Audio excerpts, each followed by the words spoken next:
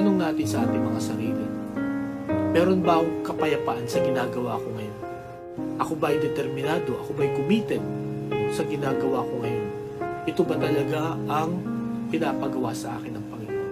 Is this the purpose of God for my life? Kasi mga kapatid, naniniwala ako na ng gabi, kung atin po itong hihilingin sa Panginoon na i-reveal sa atin, He will show us great and mighty things which we do not know.